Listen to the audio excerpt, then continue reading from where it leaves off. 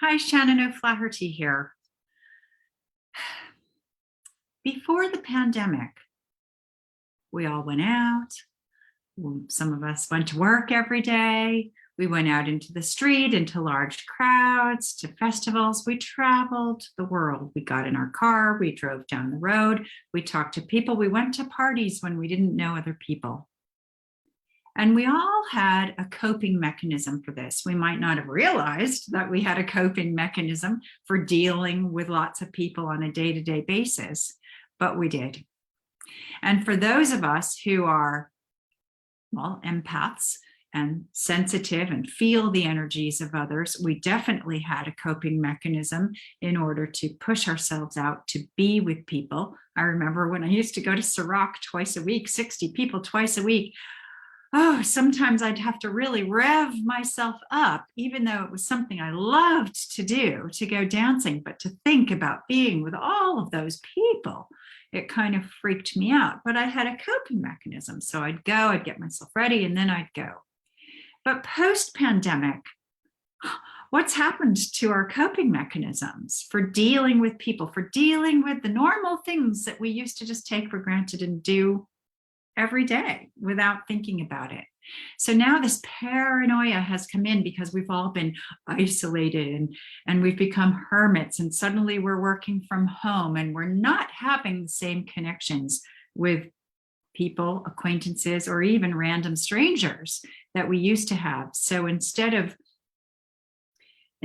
fueling our openness to connect to others, what we've all done is closed our kind of welcoming doors to keep people out, because now we're used to being alone.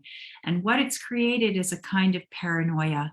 Now we're really afraid to step out by ourselves and go out and talk to strangers and be with groups of people.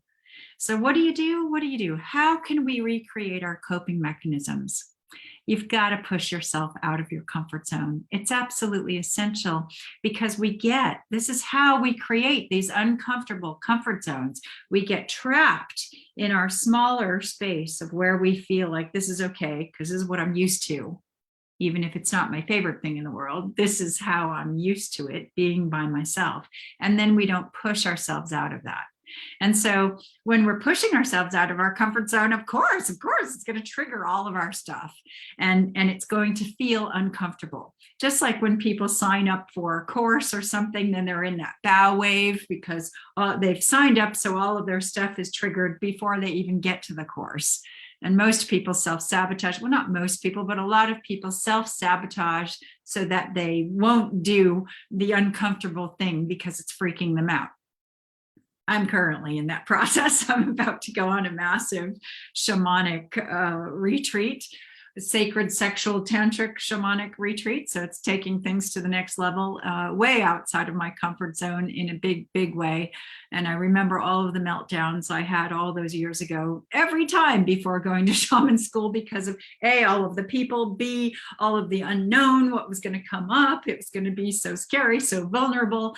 And then I'd go and, of course, have the most amazing, incredible time. And I have life friends from that journey all of those years ago. And of course, it put me on my path of healing and changed my whole life. So it doesn't have to be as mega as going on a massive life-changing retreat, but in anything, even if you're feeling that you're afraid to go to a public event with lots of people, just go. Push yourself out the door and go.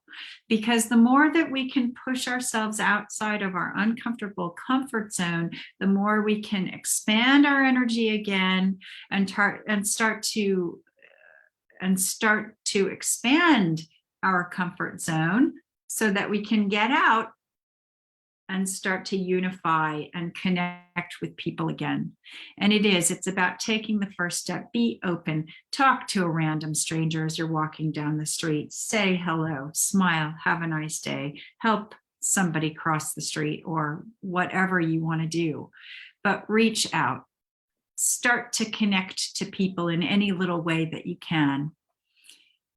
If that's too much, then start with the people that you know. If you haven't spoken to somebody in a long time, then reach out. Start reaching out. Start stepping beyond your comfort zone so that you can start expanding your energy and creating new coping mechanisms so that you can not be filled with paranoia about every little thing that's going to happen in your life.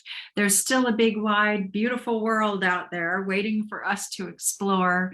And as all of the restrictions are coming down, let's get out there and unify the world once again.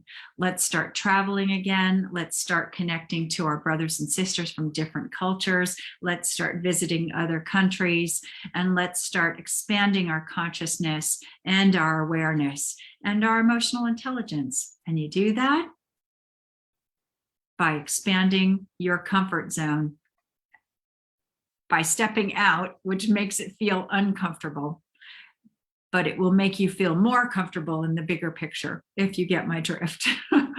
So if you want to know how to do this, I'd really love to have a call with you, because sometimes it's just a little flip in the way that we think. And we're so bombarded with so many subconscious beliefs that hold us back in life. You'd be just amazed to find out the stuff that that is actually ruling your life, things that you're not even aware of right now, ruling your life in a way that perhaps isn't the best for you. Simple things that you can change that's going to make a huge difference in how you move forward for the rest of your life. So if you want to move forward in flow and feeling joyous most of the time and not getting triggered and sweating the small stuff, I really want to speak to you. Lots of love. See you in the next video.